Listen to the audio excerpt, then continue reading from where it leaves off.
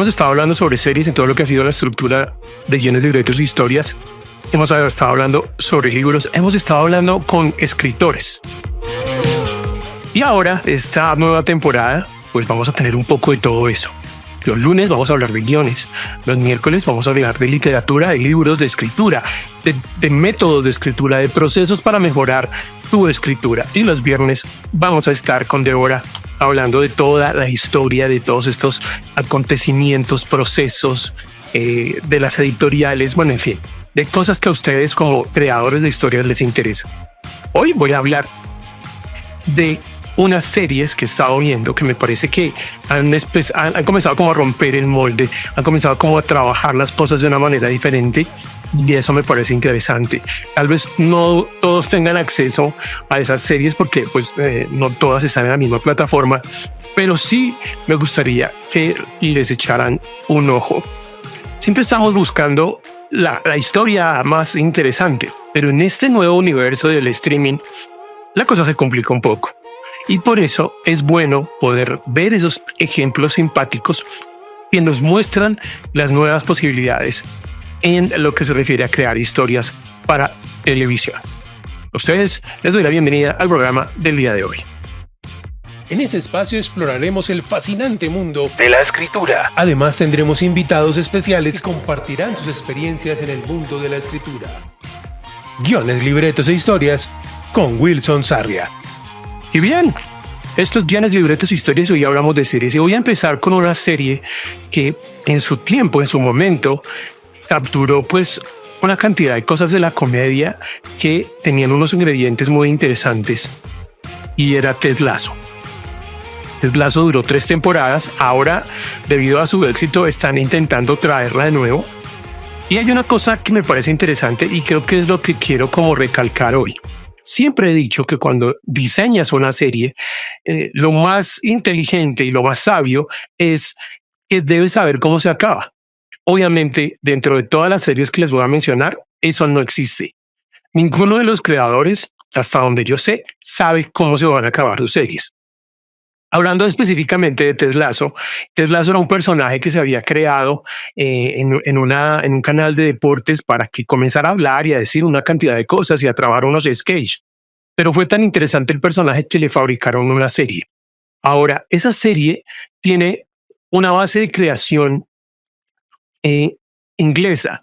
De cierta manera, la producción es allá y tiene mucho de ese humor inglés, de esas características de los personajes que ellos le saben imprimir. Y eso le hace un cambio muy importante en cuanto a lo que la comedia se refiere. Pero lo que voy a hablarles hoy un poco con estas series es sobre la madurez. Antes, cuando teníamos 26, 25 capítulos, dentro de la misma primera temporada, al tener tantos episodios, el escritor a veces lograba la madurez, o por lo menos encontrar ese principio de la madurez de la serie. Si ustedes me han oído hablar de una serie que me encantó en su momento, por lo menos la primera temporada, que fue Héroes. Héroes después tuvo muchísimos problemas para su segunda temporada porque entró en un proceso en el que estaba una huelga de escritores en ese momento y eso afectó mucho el desarrollo de la segunda temporada. Pero no es una excusa para que haya perdido su esencia. Héroes era una serie que estaba muy bien diseñada, o sea, cuando se hizo la primera temporada, era bella la estructura de los personajes, el proceso en el que se desarrollaba la acción, los misterios y la forma en que los misterios se desenvolvían, estaba hecha de una manera matemática.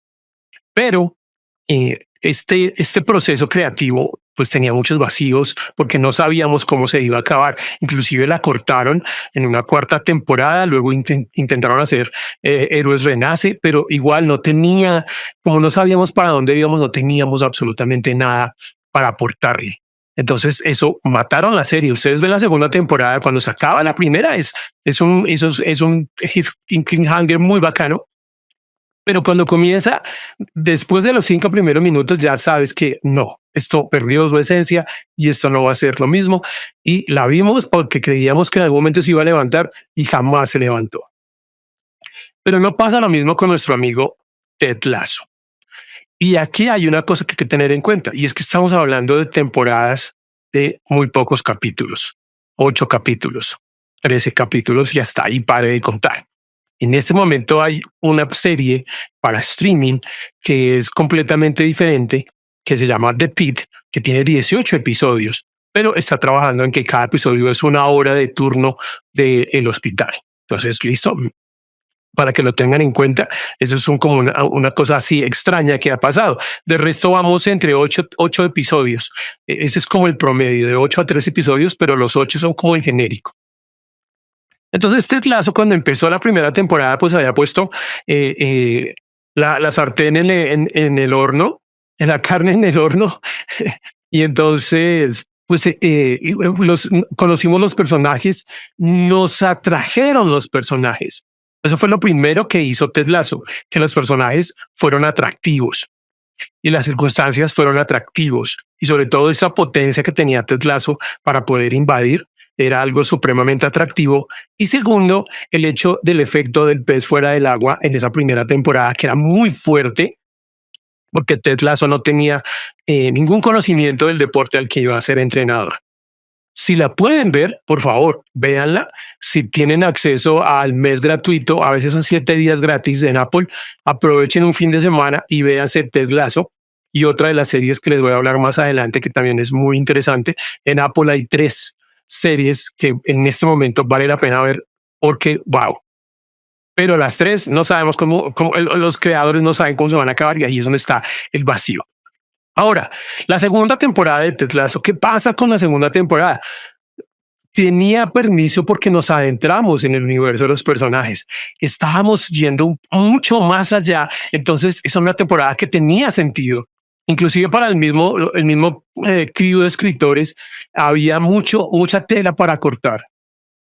El asunto es que el universo en el que se desenvuelve Ted Lasso, como no sabíamos realmente a dónde queríamos ir en algún momento determinado y había tantos puntos para escoger, una cosa muy simpática, y es que Ted Lasso la acabaron en la tercera temporada. Cuando vimos esa última temporada, que es un poco más larga, todos decíamos, espere, pero hay más historias, ¿sí? Y eso es algo muy bueno que tú puedes hacer con una serie. Volverla memorable, que la gente quiera más, pero que no le des más, y que lo que quede en ese final sea tan interesante que puedas seguir imaginando lo que pasa. Es decir, que te llevas a los personajes y te llevas sus historias contigo a donde tú vayas. Una cosa que fue muy complicada, digamos, con Héroes, que era esas temporadas de 20 y pico de capítulos, era que era un juego psicológico y era una especie de burla, entre comillas, por decirlo así, de los creadores, porque ellos tampoco sabían a dónde iban y eso cómo iba a ser y cómo se iba a acabar esa serie. Ellos no tenían ni idea de qué era la isla, ni qué pasaba, ni por qué estaban ahí. O sea, realmente no, sino que comenzaron a trabajar unos factores de personajes tan interesantes que las temporadas tienen una fuerza inverosímil. Pero pasó lo que tenía que pasar cuando no sabes para dónde vas. El final fue absolutamente decepcionante. Y puede que haya herramientas para verla que te ayuden a que el final sea un poco mejor, pero esa no es la idea. La idea es que cuando yo vi el primer episodio me engancharon y quise más, luego me siguieron dando más y luego me siguieron dando más, y el final simplemente dijo, no quiero volver a saber de esos personajes. Es más, para mí ha sido muy difícil volver a ver la serie, porque yo veo de nuevo muchas series, todas sus temporadas, para hacer todos estos análisis y para las clases que dicto de guión y de creación de historias. Entonces las veo, las vuelvo y las analizo porque hay muchas cosas, pero con Los ha sido muy difícil, aunque era muy interesante, muy chévere, pero ha sido muy difícil porque esa decepción del final no me deja llegar allá. En cambio, con Ted Lasso, el final fue tan bonito que uno todavía la sigue queriendo. Es más, la extraña. Y eso es lo que tienen que hacer con sus historias. Lograr que la audiencia, que el público la extrañe. Que diga, ay, qué chévere. Sí, tal vez una serie que yo no vi en su momento, después la vi toda en streaming en unas maratones impresionantes, fue The Big Bang Theory. Entonces, para el universo de las personas que pueden enamorarse de ese tipo de series, tenía muchas cosas y la serie fue madurando temporada con temporada hasta que por las cosas que tiene la vida, pues se acabó. Pero el final fue tan bonito que hizo que se encariñara uno con la serie y que pudieras volver a verla muchas otras veces. Yo no soy fan de Friends y no he podido ver Friends. Yo no creo que no me he visto más de 8 capítulos de todas las temporadas de Friends, pero hay gente que le encanta. Pero para mí todavía no ha habido una manera en que me enganche. Y eso que soy súper fan de Jennifer Aniston, pero no. Entonces, vean que no es igual, no es lo mismo. Hay cosas que atraen y para eso hay un nicho. También tienes que pensar en el nicho de las personas a las que vas a atraer y tienes que respetar a esas personas. Tienes que respetar lo que les vas a entregar, lo que les vas a dar. Por eso cuando haces el principio sabiendo cómo se va a acabar, comienzas a respetar a la audiencia. El problema del streaming en este momento es que las cadenas de streaming o las empresas de streaming, Netflix, Disney, Max, Paramount, Amazon, están buscando enganchar a la gente. Entonces buscan ideas que enganchen a la gente desde el principio, pero no sabemos cómo se va a acabar. Tal vez haya una cosa diferente, y hablando aquí de una acotación que voy a hablar después de esta serie, Los Anillos del Poder, del Señor de los Anillos, que tiene tantas discusiones y tantas cosas, es una serie que sí tiene un para allá voy, porque está determinado por la historia de Tolkien. Sí, no se puede salir de lo que Tolkien ya había creado y de todos esos elementos de la guerra que va a llevar hasta la Guerra del Anillo y todo este cuento. Simplemente estoy agregando información y estoy alterando ciertos elementos desde la estructura del presente, no del pasado, no de cuando la obra se escribió, sino de ahora. Y tal vez a mucha gente se dice purista, pues eso no le gusta, pero yo que no conozco todo sobre los libros de Tolkien y la veo, y primero me parece que en cierta medida se ve el dinero, aunque es otra cosa, la aclaremos después, no hay que darle tanto dinero a las producciones en este momento, no hay que hacerlo, eso es un error garrafal, porque limita la creatividad. De cierta manera eso pasa. Entonces es mejor que no lo hagan. Pero bueno, no sé si me van a escuchar los de las producciones de Netflix y de Amazon que están gastando millones de dólares en hacer pelis, pero no es una buena idea. No, y se ha demostrado que no funciona como debería funcionar. No le puedes dar dinero a los hermanos rusos para que hagan, no se puede. Y entonces esta historia del Señor de los Anillos, de los Anillos de Poder, sí se siente que va hacia algún lado y que cada temporada está alimentando ese suceso que va para allá. Y entonces la serie ha ido madurando de la manera correcta. Ahora, aunque tenga muchos haters, muchas personas que no la quieran, que no les parezca bonita, yo sé que esa serie en 5 años va a ser muy valorada por toda esa estructura técnica, por esa hermosa narrativa, por esas hermosas imágenes, aunque hay cosas que lo que les digo, tanto dinero hace que a veces simplemente haga algo por hacerlo y como no le tengo que sacar el jugo a la tecnología, a la máquina, a los actores, porque tengo acceso a todo lo que quiera, pues obviamente hay cosas que son una babosada, en verdad, pero eso ya está hablando de producción. A nivel de escritura, de la creación de la historia, ahí está planteado todo de la manera más interesante que puede llegar a ser desde ese punto de vista. Y a mí me parece pues chévere. O sea, no le veo el pero, la disfruto mucho.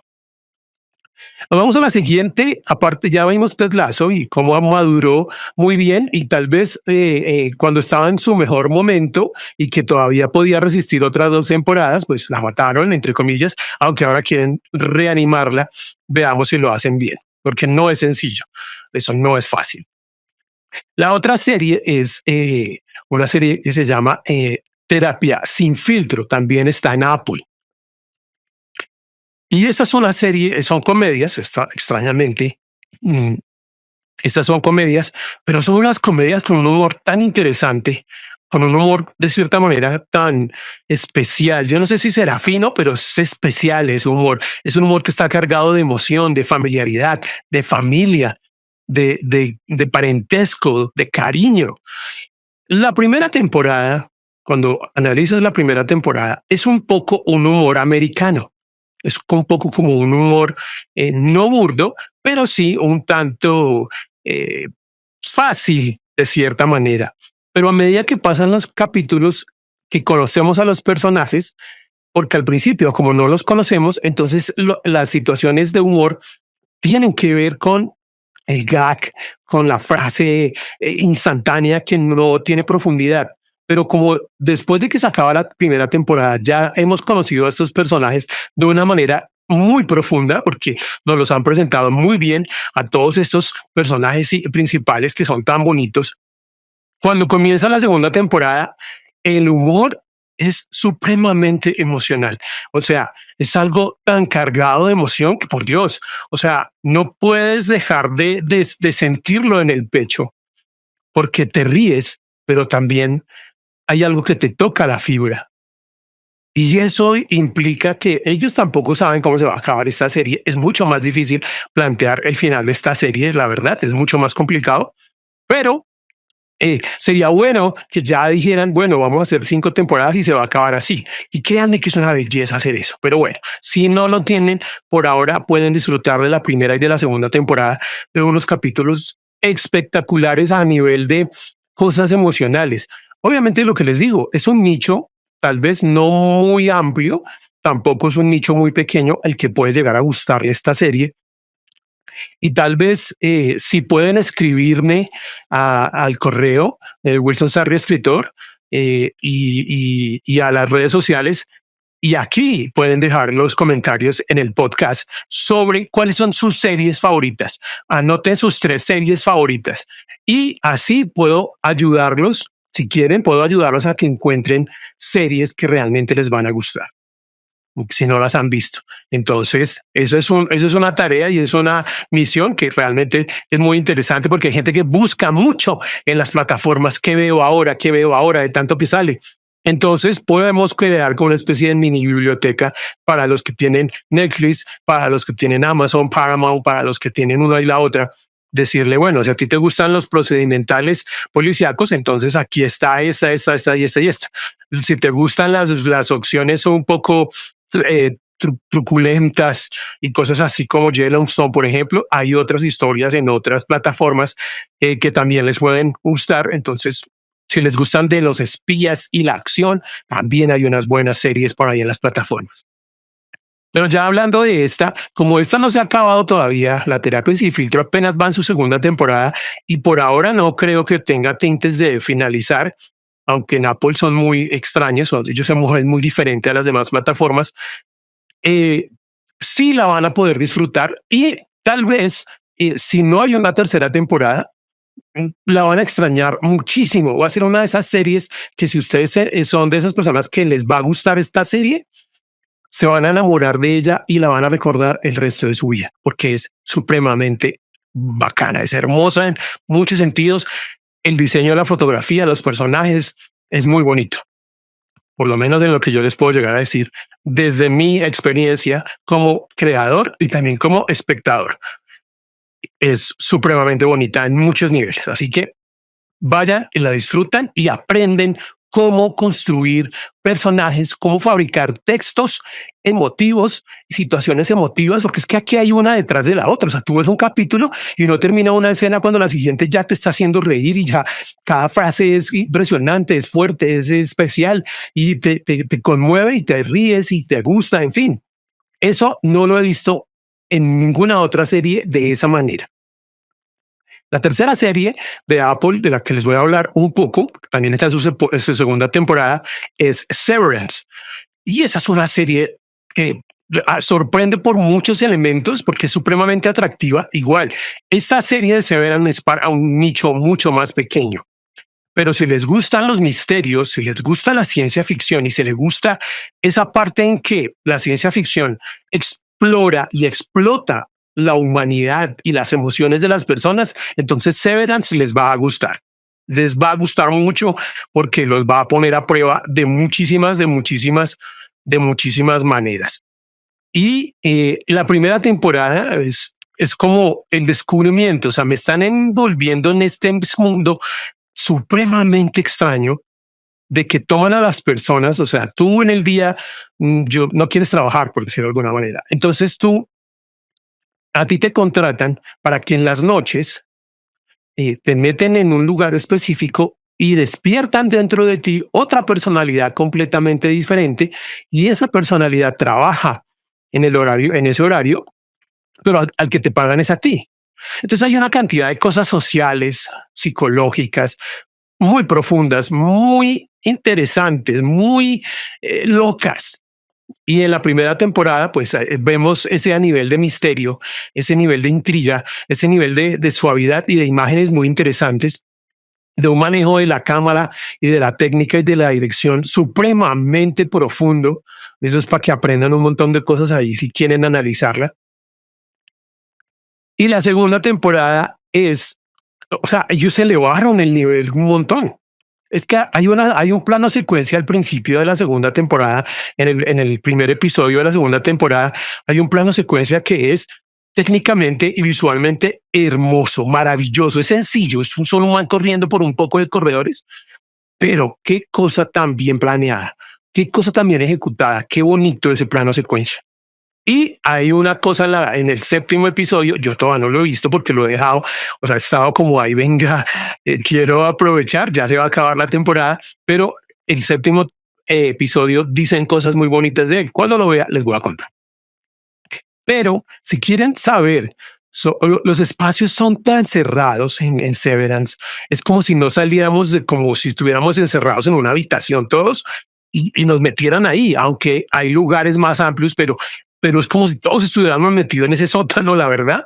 Y es, en ese sentido es como un poco de una claustrofobia emotiva y compleja de qué demonios está pasando aquí. Los personajes parecen, son fabricados con una seriedad y con una base de cartón tan original que son raros y a mí me gusta, o sea, me atrae, me inquieta la fotografía, el diseño sonoro, las imágenes, los textos, la manera en que los personajes, o sea, hay una escena de una cena donde está Christopher Walken, el actor, donde ese señor, o sea, la dirección de ese rostro no dice absolutamente nada, pero a mí verlo, ver esa mirada, ese rostro de Christopher Walken, a mí me dio miedo. Y eso nunca me había pasado en la vida. Me transmitió que me dio miedo. O sea, este man que tiene, es bueno, es malo, es el demonio. Eso, ¿qué es esto, por Dios? Pero nunca había sentido y dije, no, eso es un trabajo actoral impresionante. Ese señor, solo con sus ojos y con su expresión facial, transmitió algo que, uff, por Dios, además que en esa escena de la cena hay tres actores ya mayorcitos, por Dios, eso es una escena muy triste también y muy compleja, pero es que esta mirada de Christopher Walken, o sea, no. Y si lo que viene se pone mejor, entonces es para que analicen la forma en que se escribe y se madura una serie. O sea, cuando tú ya le diste información a la gente en la primera temporada, puedes jugar con un montón de cosas en la segunda. Pero dése cuenta que a excepción de Ted Lasso, estas otras solo tienen 2 temporadas, o sea, son series que llevan muy poco y que todavía pues pueden tener más y no lo sabemos. Cuando analicemos la tercera temporada de las dos, tanto de Terapia sin filtro como de Severance, pues podremos ir ahondando a ver para dónde va y cómo la van llevando los creadores. Y la última serie de la que vamos a hablar hoy está en Netflix y se llama Fantasmas. Para muchas personas puede ser una serie muy ligera, es una serie de corta duración, es de 20 minutos a veces cada episodio. Está basada en una serie británica y tal vez de ahí arranca, tiene un montón de cosas. Yo estoy buscando la británica para poder compararla, porque obviamente hay personajes que en la británica no pueden ser los mismos que en la americana por cuestiones históricas de los personajes. Entonces, quiero ver la original británica y les voy a tener más información después porque hoy voy a hablar solamente de la versión que está en Netflix. También tiene 2 temporadas y son 2 temporadas cortitas. Bueno, mentiras, son más bien largas. Creo que la primera temporada de 18 episodios y la segunda es de 22 episodios. Y no es lo que es curioso, es que no es una serie de Netflix. Es una serie producida para CBS por CBS. ¿Sí? Entonces Netflix compró la serie para pasarla adentro, que es un acierto impresionante, porque esta es una comedia deliciosa. Esa sí es una comedia, de gags, de frases muy directas, ocasionales. No es tan elegante como Terapia sin filtro y eso lo van a poder ver, pero es muy simpática de ver. No es densa. O sea, sí, yo estuve viendo un poco de series de espías y de drama supremamente denso. Entonces, cuando encontré Fantasmas, por Dios, era algo refrescante, divertido, tonto a veces. Entonces era, oh, por Dios, qué chévere. Pero los personajes están tan bien construidos que aquí es lo que yo le quería decir. Es una serie larga, es decir, aunque son 20 minutos, son 18 episodios de la primera y 22 de la segunda, pero se pasa a toda miércoles. O sea, si ustedes se sientan a ver eso en un fin de semana, se ven las 2 temporadas. Si son de los que se comen todo eso, yo veo un capítulo diario, o sea, por lo menos uno diario, para poder degustarla, extrañarla. Y ya la estoy extrañando porque ya me vi las 2 temporadas y ya la estoy extrañando y quiero más. No sé si, y lo otro es que no sabemos si vaya a llegar, no sabemos si vaya a venir, no sabemos nada. Entonces, eso nos hace sufrir y por eso la gozamos. Y la estoy viendo otra vez con otras personas y aún así la gozas, las otras personas se ríen, porque es un nicho también, es un nicho más amplio, pero igual es un nicho. O sea, hay personas a las que ese tipo de humor no les va a gustar y punto. No quiere decir que la serie sea mala, sino que a ustedes ese tipo de historias no les gusta, como la manera en cómo narran. Ghosts son unos fantasmas que habitan en una casa y que tienen unas personalidades interesantes porque obviamente al ser fantasmas hay unos que han estado ahí más de 1000 años y así el más antiguo es ese que es el vikingo y han construido como una hermandad. Y tenemos a estos 6, 7 personajes que son fantasmas y a los 2 personajes que están vivos, a los dueños de la mansión donde todo sucede. Y hay una cantidad de características que parecen muy simpáticas, pero a mí lo que más me ha sorprendido es cuando hablamos de, esas cosas que uno no piensa. Bueno, si uno viviera tanto tiempo, entonces qué cosas se volverían interesantes si uno viviera tanto, o sea, estuviera consciente tanto tiempo. ¿Cómo sería su relación con los demás? Y entonces, cuando logran comunicarse con uno de estos personajes, comienzan a realizar, a pasar situaciones muy, muy simpáticas que son dentro del universo de la serie, son coherentes, ¿sí? La idea es que es agradable tener una serie como esta. Y hay una cosa interesante, estuve buscando o he estado buscando series así como esta en Netflix y no hay de la misma manera. Hay series dramático-emotivas positivas, ¿sí? Como Un lugar para soñar o Magnolias, no sé qué cosa, ya después les hablo de ellas, que son unas series positivas, unos dramas positivos, bonitos, como los de Hallmark, por ejemplo, como The Good Witch, ¿sí? Hay más temporadas de The Good Witch, pero desafortunadamente Netflix no ha traído las otras. A mí me gusta mucho esa serie porque es positiva. Es una serie que tiene algo de magia, pero no es la misma magia que de los magos, así no. Es la magia de las mejores cosas, de cómo la gente con positivismo hace que las cosas pasen. Por eso me gusta, aunque sí tiene algo de misticismo y esas cosas. Entonces, por ese positivismo, me gusta. También hay series oscuras y complejas, pero ahora cada vez es más difícil que una serie te atrape.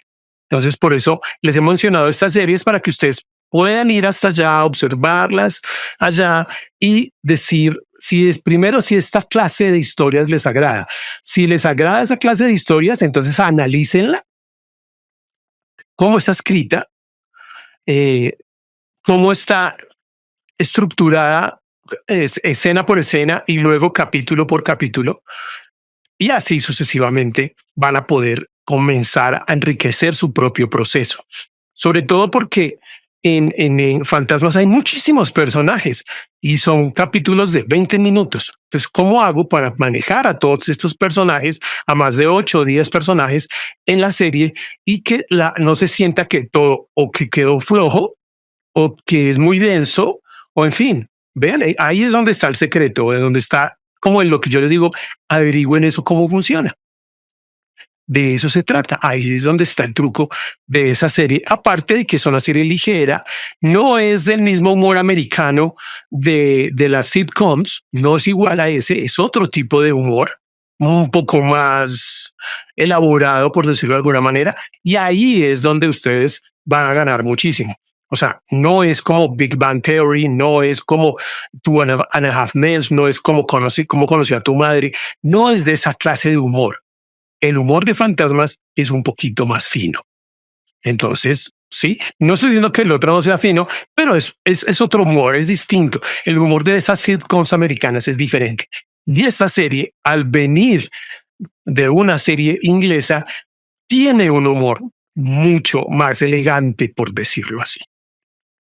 Entonces, hoy les he presentado esa serie, les he dado como una pequeña introducción a lo que sigue, que es la cantidad de dinero que se puede llegar a invertir en una producción para los que, aparte de escribir, producen sus propias historias y siempre estamos buscando presupuesto, presupuesto, presupuesto, pero a veces hay que hacer un poco lo de Robert Rodríguez con el mariachi y es ser creativos, ser muy, muy creativos.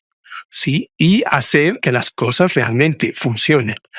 Así que vamos con eso. Igual la escritura ayuda muchísimo a que el guión, a que la historia cuando se va a producir nos ayude a ser creativos y con un presupuesto moderado hagamos algo muy bueno. Ese es un poco el truco. Y vamos a hablar de más series, vamos a hablar de películas, vamos a hablar de esas películas del Oscar, pero también de unas películas que no están ahí para los que les gusta un tipo de cine más profundo o más elaborado, porque no tiene ese afán comercial. Entonces, y eso para los creadores de historias, pues es importante porque todo el mundo quiere, es como escribir un blockbuster que sea millonario en ventas, pero a veces solo queremos transmitir nuestra historia. Queremos que nuestra historia sea contada y que haya gente ahí, que es donde está la diferencia, que tenga acceso a mi historia. ¿Sí? Tal vez es una de las ventajas de las plataformas, pero en este momento, al principio, cuando nació Netflix, que tú escribieras, ellos básicamente te compraban cualquier cosa y ni siquiera miraban la calidad.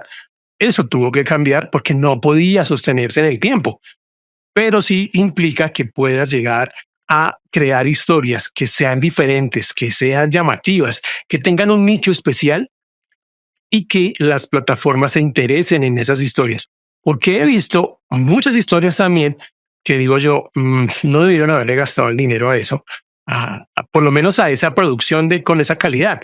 Y como que los guiones como que no tenían la fuerza, bueno, en fin, también vamos a hablar de esto aquí. Y si alguno de ustedes que ha sido guionista, es productor, es director, quiere venir a acompañarme y hablar de cine y hablar de creación de historias y de guiones aquí, pues claro que está cordialmente invitado. A ustedes muchísimas gracias. Los espero en mis redes sociales. Recuerden que está la cuenta también de Guiones, Libretos y Historias en YouTube. Tenemos los videos de WD Studios y con la producción de Puro Estéreo. Los dejo hasta el próximo episodio.